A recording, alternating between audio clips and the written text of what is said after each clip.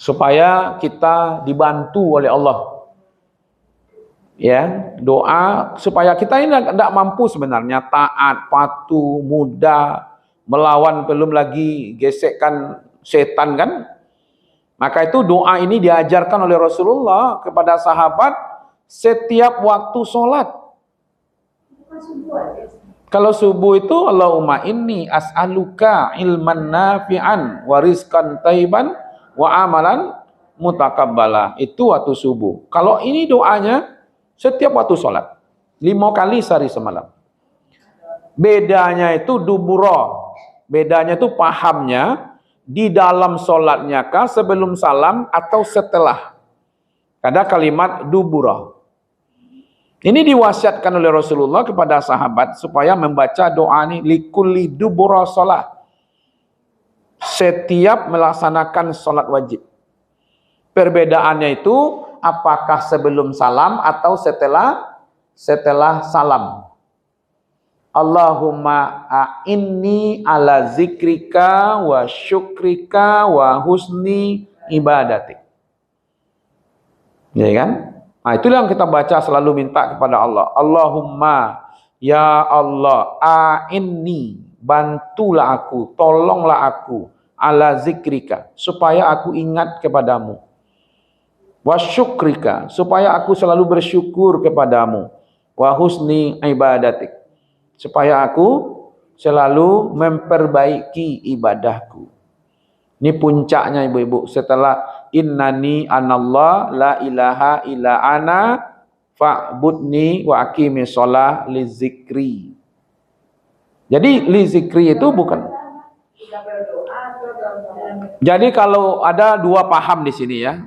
Ada yang memahami sebelum setelah ibu membaca selawat Nabi di dalam sholat, ya kan?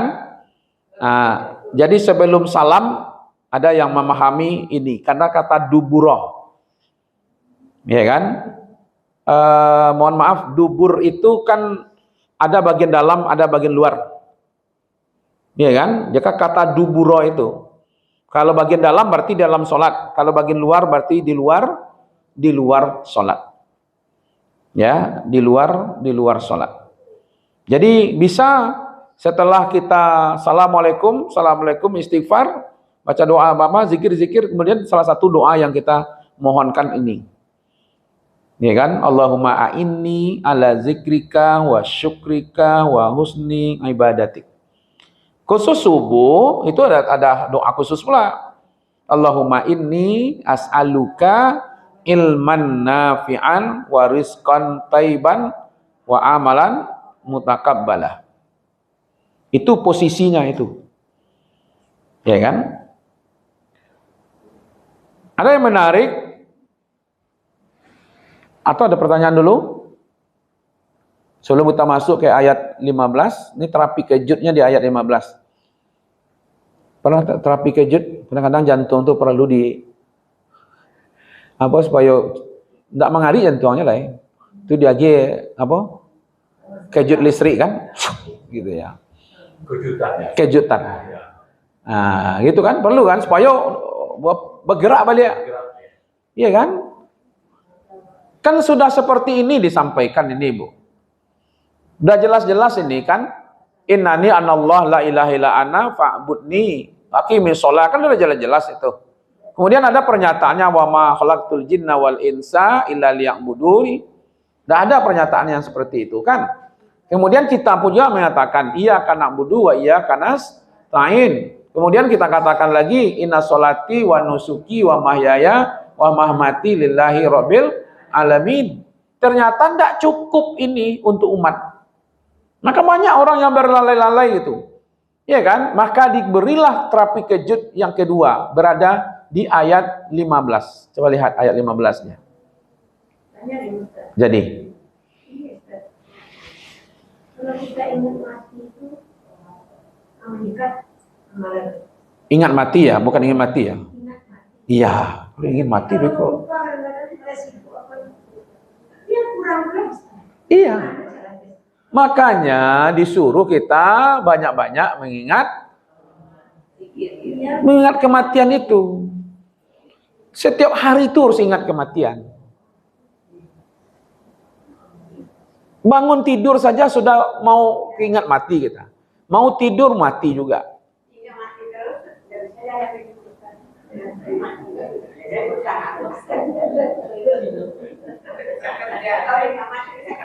Nggak bisa kerja dia. Kalau sekarang ibu nggak ingat mati sekarang? Hah?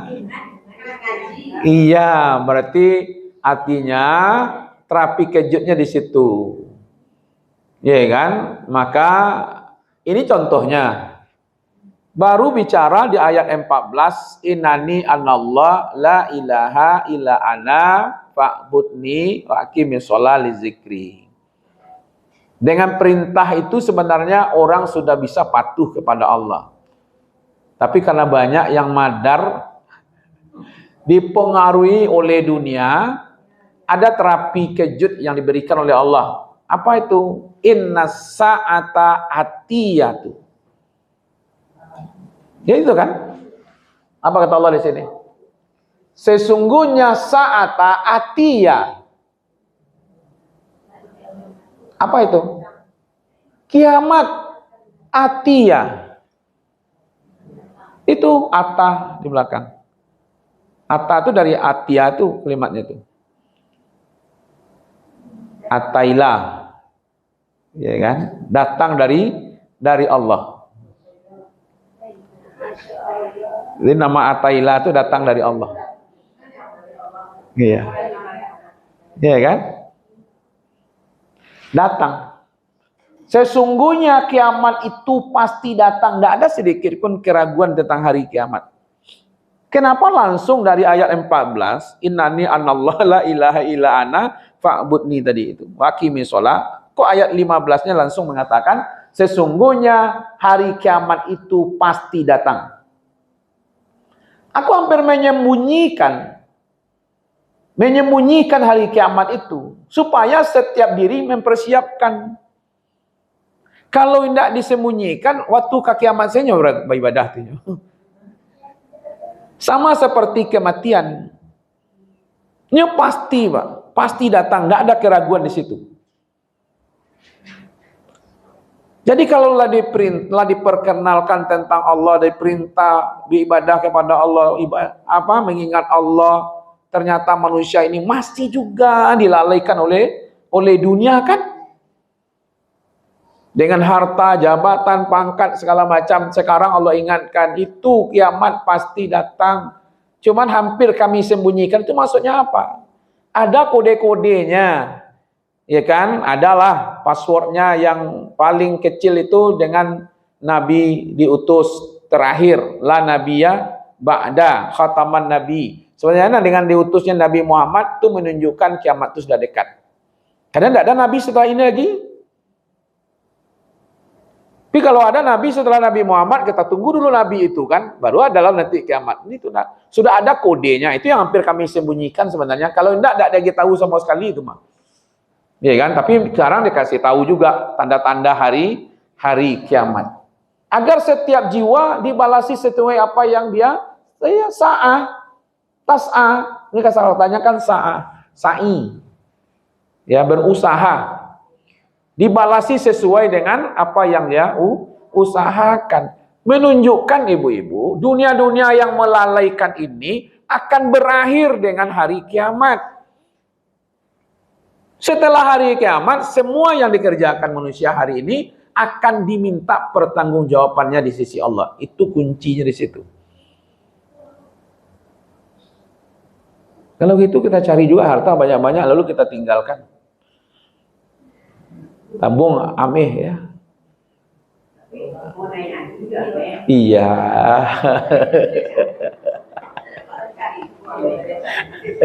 Alhamdulillah, gitu Ya nak, mudah-mudahan dengan ameh itu beko, ya kan? Tapi jangan kini beli amehnya, kalau kini beli amehnya tuh, payah lo beko menjualnya, turun lo beko kan? Tapi memang Allah tuh punya kuasa ya Bu ya. Saya punya jemaah, dia jual mobil Pak, jual mobil second, ya kan? Lalu dibayar dengan emas. Waktu itu Ame masih 2 juta. Ya kan? Di pas 2 bulan setelah dibayar dengan emas, Ame melonjak. Ya kan? Jadi 6,5 juta sahame kan? Barang Bu. Dijualnya Ame itu balik Bu. Dibalinya oto baru, misalnya pe umroh sudah itu. Aduh juga lanjut lah. Nah, jadi Ame auto second dijual, dibayinya waktu itu. Lain namu apa menerima jo Ame seharga piti itu lahi. Ame-nya itu reagiannya. Kiranya berapa bulan setelah itu melonjak harga Ame kan. Kini dijualnya Ame itu, Ame yang patang itu dijual. Dia kan dibaliannya auto baru je. Tapi sudah tuh pelonnya umroh, masih ada sisa lain. Kalau Allah kehendak dari belakang tiba di muka. Kalau kehendak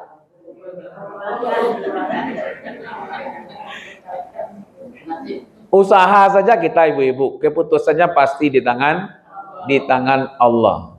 Ya kan? Ini konteksnya sebenarnya kan ketika berdialog dengan Nabi Musa. Setelah Allah menegaskan tentang keesaan Innani anallah la ilaha illa ana, sekarang Allah tegaskan bahwa dunia ini akan berakhir. Disitulah pentingnya keyakinan, ada ibadah di situ, ada kesadaran kita dalam ada akhirat akan berakhir gitu. Lalu orang sekarang ini mengejar-kejaran untuk dunia ini untuk akan berakhir, kan itu yang masalah kan. Ya, lah saatnya gitu ya kan, baik kau tak kaji saya. Awalnya pun tak kaji. Tadi pagi otak kami lama aja loh Ustaz. Makan nasi goreng. Teh taluh lah dia makannya Ustaz. Bantu biasa-biasa aja. Sorenya meninggal Ustaz. Apa lah dapat herankan coba. Pagi makan nasi goreng lama. Teh taluh. Iya kan? Iya, biasa situnya. Lalu meninggal sore. Tak pula kata kaji, Pak. Yang kata kaji itu kalau meninggalnya pagi, lalu sorenya. Kamu heran lu, Ustaz. Tadi paginya meninggal. Iya kan? Kadang-kadang banyak yang mengejutkan gitu. Kalau pagi meninggal lalu sorenya makan nasi goreng, teh talu, itu jadi masalah tuh.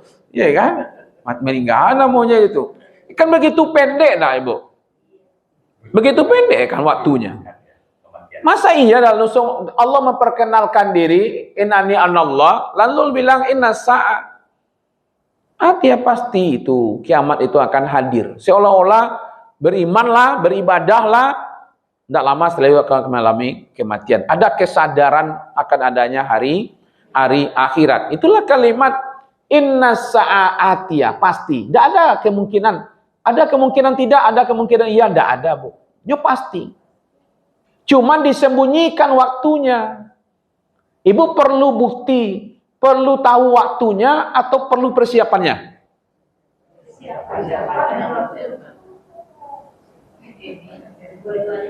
Hah? Dia nggak pasti. Udah pasti. Maka Rasulullah tidak sedang ditanyakan mata sa'ah. Nabi tidak hiraukan tuh pertanyaan yang seperti itu. Tapi kalau ditanyakan ya Rasulullah, apa persiapan saya untuk hari kiamat, itu baru benar. Makanya ada A'rabi. A'rabi itu orang Arab. Nya ada beda itu. A'rab itu orang-orang pinggiran. Tinggal di perbukitan-perbukitan di Madinah itu, yang kita sering sebut Badui. Ya kan? Ada orang mengatakan Arab Badui. Hidupnya sederhana saja, bergembala, bertani, berkebun, bisa kurma, bisa anggur, ya kan? Di bukit-bukit itu, seperti itulah, berladang, ya kan? Lalu ikut kajian-kajian di Madinah, tentu tidak rutin gitu. Tidak rutinnya seperti ini, kita maunya rutin kan? Nanti datang orang yang belum pernah datang, tuh ibu tahu kan? Kalau ibu kalau ada wajah-wajah udah kenal-kenal ini. Nah, pas dia ngaji dengan Rasulullah, langsung berdiri. Ya Rasulullah, mata sa'ah. Orang mencaliak sadonya kayaknya. Siapa? Kok ikut pertanyaannya gitu. Iya kan? Nabi lihat tapi tidak dilayani. Kece kawan lalah lamu ikut ya Nabi kan, duduklah. Iya kan? Nah, kemudian tidak lama sudah agak lama lihat. Mata sa'a ya Rasulullah. Kapan hari kiamat itu datang itu? Agak lama lihat itu. Dia lama lihat Pak. Sudah selesai Nabi menjelaskan, baru ditanya oleh Rasulullah. Siapa tadi yang bertanya tentang kiamat? Saya ya Rasulullah. Nah, ini dialognya seperti ini. Dari Anas bin Malik dikatakan, anna rajula sa'alan Nabi anis sa'ah. Kata Anas, ada seorang laki-laki menanyakan kepada Nabi tentang kapan hari kiamat. Mata sa'ah. Baru dilayani oleh Rasulullah. Apa yang dilayani oleh Rasulullah? Qala wa maza a'datta laha. Ketika ditanya siapa tadi yang menanyakan tentang hari kiamat? Saya ya Rasulullah. Sekarang pertanyaannya, apa yang sudah engkau persiapkan untuk hari kiamat itu? Tadi karena dia bertanya kan ini ya, ini orang baru. Kan agak ada remeh-remeh lah sih. Lo pada tanya dia itu. Dia kan manusiawi saya tanya Bu. Ikut pengajian dengan Nabi rutin. Kini datang orang baru, ikut pengajian, mungkin pernah juga dulu, mungkin nggak pernah bertanya dan segala macam. Tentu adalah sedikit agak kesal gitu ya, tidak menghormati itu, ada tariknya orang duduk salah. Baru tiba banyak lo tanya kayak gitu ya. Gitu ya. Adalah perasaan seperti itu gitu. Nah, ketika Nabi bertanya, apa yang engkau persiapkan? Setelah dia mengatakan saya ya Rasulullah. Wa maza a'datta laha? Apa yang kau persiapkan untuk hari kiamat itu? Lalu dia mengatakan, ya kan, ma a'dattu laha min kasir minas salati wala saumi wala sadaqah. Maklumlah Nabi, ambo salatmu seperti itu lah, puasamu seperti itu, sedekah ambo seperti itu. Artinya tidak banyak yang persiapkannya, no. Ia jarang pengajian, kira-kira sholatnya tentu tidak mungkin lebih hebat daripada sahabat-sahabat yang lain kan, ya kan, tidak sesempurna itu gitu. Lalu dia menyiapkan sholat, puasa, ya kan, tetapi ada satu yang menyebabkan dia hebat itu. Apa katanya di sini? Walakinni uhibbullah wa rasulah. Tapi aku cinta kepada Allah dan aku cinta kepada engkau ya Rasul. Lalu Rasul mengatakan di sini, anta ma'aman ahbabata. Nanti kamu akan dikumpul bersama siapa yang engkau cintai. Dia sudah mengatakan cinta kepada Rasul. Rasul mengatakan engkau akan bersama apa yang engkau cintai. Kira-kira orang ini bersama siapa nanti? Bersama Rasulullah. Semenjak kejadian itu, sahabat-sahabat yang lain tadi baik sekali kepada orang ini. Iya kan? Tadi kan ada sedikit kesal lah ya. Bayangkan ternyata orang ini akan bersama Nabi nanti di akhirat. Jadi semuanya orang ingin pula seperti orang ini gitu. Iya kan? Nah, maka itu ibu-ibu kalau ingin seperti orang ini apa? Banyak bertanya. Iya kan? Cintailah Allah, cintailah Rasulnya. Kita yang sama pengajian ini saling mencintai, maka kita akan bersama nanti di akhirat.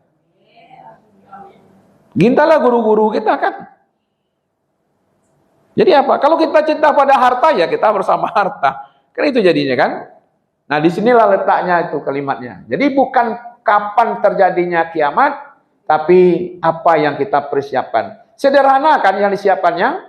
Sholat wajib, puasa wajib, lalu dia cinta. Iya. Tidaklah ya apa benar dong. Ya kan? Aku tidak banyak menyiapkan sholat katanya. Kan di sini katakan di sini ya. Ya, ma'adattu laha. Ma kan tidak. Artinya ambo tahajud tiap malam, ambo duha setiap pagi. Nah itu dah. Tidak banyak yang ambo lakukan, lo siapkan untuk sholat atau puasa. Artinya sholat wajib lah, biasa-biasa lah. Iya kan? Puasa biasa-biasa lah. Sedekah dah lo banyak dah. Iya kan? Tapi ada satu yang luar biasa yang dia ucapkan. Walakinni ahabbullah. Tapi aku cinta kepada Allah wa rasulah. Artinya kan dia ucapan, saya cinta kepada engkau ya Rasul. Spontan Nabi mengatakan, faqala anta ma'aman ahbabta. nanti engkau akan bersama. Kalau benarlah dia mengucapkan cintanya kepada Rasul, orang ini akan bersama Rasul. Semenjak kejadian itu, orang ini dihargai, dihormati, malah diingin dicita-citai gitu. Ambo besok ingin lo seperti apa tuh, gitu ya. Dapat jaminan dari Nabi kan? Ya kan? Maka syaratnya itu saja. Jaga sholat, jaga puasa, kemudian bersedekah, kemudian cintai Allah dan Rasulnya. Itu dialognya luar biasa. Ini bukan orang Arab yang sudah bersama Nabi, tidak begitu. Makanya Arabi, orang-orang yang orang pinggiran lah, yang datang sekali-sekali ketika ada keperluan ke Madinah, ikut kajian gitu, seperti itu Pak. Ya kan? Nah, karena kalau yang lain-lain dia sudah tahu, Nabi tidak senang dengan pertanyaan kapan hari kiamat itu. Kan banyak orang bertanya tentang hari kiamat. Sehingga banyak ayat menjalehan. Ya kan ada itu, ya salunaka sa'ah dan segala macam itu kan banyak itu. Sehingga ada nanti ayat innallaha indahu ilmus sa'ah. Ya kan? Malah dalam Al-Qur'an berapa kata-kata sa'ah kan? Ada al-qari'ah. Ya kan? Ada al-zalzalah. Lah banyak cerita tentang hari kiamat, kok masih watanyojo bilu hari kiamat gitu Tandonyo selama kau ndak ikut wirid kan? Kalau dia ikut bersama Nabi tentu sudah jelas tentang. Tapi ketika pertanyaan ini muncul karena tidak pernah ikut wirid, tidak ikut pengajian dengan Nabi, tahu-tahu muncul, dia sudah punya ilmu agama sebenarnya, tapi tentang kiamat belum. Ya kan? Tapi yang menarik bagi saya itu ketika dia mengatakan walakinni ahabullah wa rasul. Aku cinta kepada Allah dan kepada engkau ya Rasulullah. Spontan Nabi mengatakan engkau akan bersama apa yang engkau cintai. Nah, jadi kalau begitu sebenarnya tujuan ayat ini adalah mengingatkan kepada kita bahwa dunia akan berakhir, lambat atau cepat. Tapi kita mungkin belum ketemu.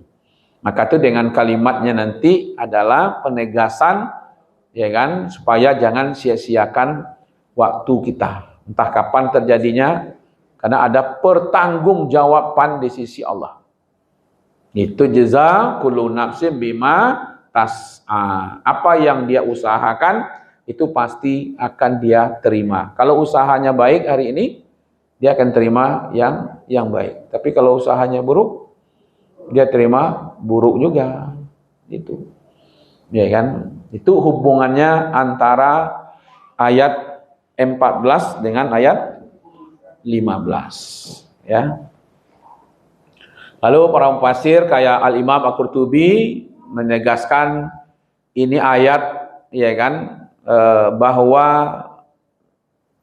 tidak ada sebenarnya kesempatan kita untuk memprediksi kapan terjadinya kiamat, karena memang itu khusus ilmunya di sisi Allah. Siapa yang peniup trompet nanti? Israfil. Ya, itu malaikat Israfil saja tidak tahu kapan akan ditiup trompetnya. Tapi saya tidak tahu juga apa yang dikerjakan, apa ngelap-ngelap trompetnya kini sekarang tuh gimana gitu. Atau apa namanya lamangka nyolek perangai manusia kan enggak? Udahlah kiamat selesai gitu ya. Tapi wallahu alam. Tapi kan malaikat itu sangat patuh. Kalau udah ada perintah baru, ya kan? Maka itu sebenarnya fokusnya adalah tauhid. Ya kan? Mengesahkan Allah, menyembah Allah, beribadah, itu fokusnya. Jangan fokus kepada kapan kiamat.